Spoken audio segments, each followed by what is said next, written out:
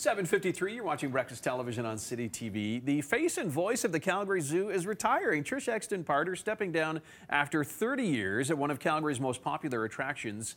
And full disclosure, when I came to this city 20 years ago and started doing news, you were one of my first interviews. I know. Yeah. And now we fast forward to now. So why are you stepping down? 34 years later. You know what? It's just time. Okay. And I've loved telling the stories of the Calgary Zoo, and there's so many more stories to tell.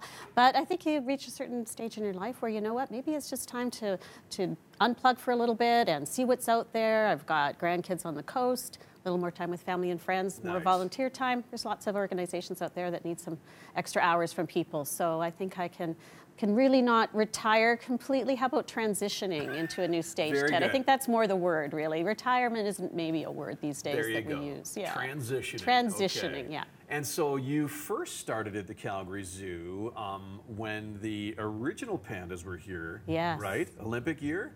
Yeah. And you're ending when the pandas are here. What's up with pandas? Well, it's interesting. I started actually in '84, so even 4 years prior to the pandas coming. So back then, the zoo really was a much different place. Peter Karsten was our very first director that I worked with, an amazing man who started the whole pathway to conservation, very much a conservationist, and today on Denman Island still is, actually, with his own little zoo in the backyard, if you will.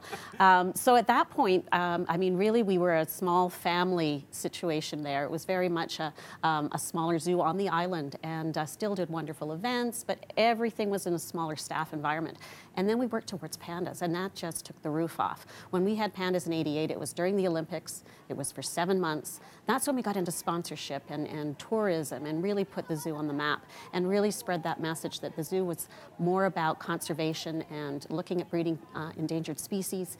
And we moved away from the old style of habitats into what you see today. And now that we are into reintroduction breeding and the conservation programs we're doing, we are just going forward more and more as a top zoo in Canada for doing this kind of work. And that's really our vision, is to be that top conservation organization in Western Canada. Do you have a favorite exhibit? And you can say it now because you're transitioning. Do you have a favorite overall exhibit? Do you know what? I love the Canadian wilds. Okay. And I think that's because I saw that develop as that was happening in the '80s, where we saw the vision of having these habitats where you could, first of all, not only appreciate animals in our own backyard, which sometimes we forget about, but we also feel that you can sort of take a walk through nature and see animals in their own natural environments. And those habitats, they are really quite spectacular because it celebrates what we have here in Canada.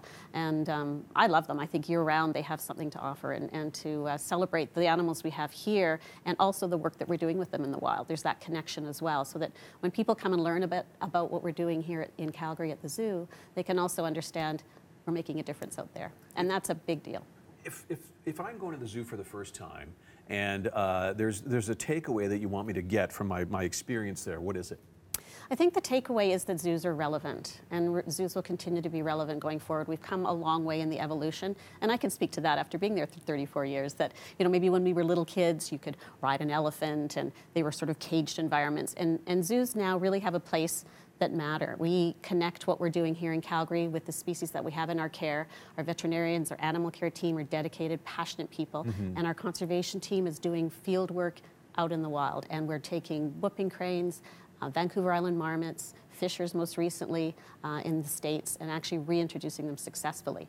So the stories that are coming out are really fantastic, and it's that network we build with other good organizations that are making a difference. So I want people to know that we can inspire you to try and make a difference, and we're helping people to have the tools that they can use as well to learn how to be sustainable in their own environment. So come and enjoy. Nothing wrong with having fun at the zoo, but know that by supporting us, you're supporting bringing animals back from some pretty serious situations in Canada in particular.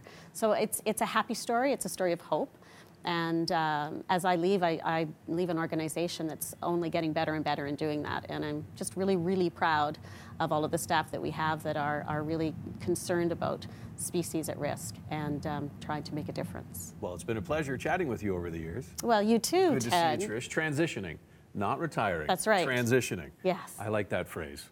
I'm not that far behind you, by the way. Well, and thanks for all of your support too, Ted, over the years. Thanks, Trish. Trish Exton-Parder, 34 years at the Calgary Zoo.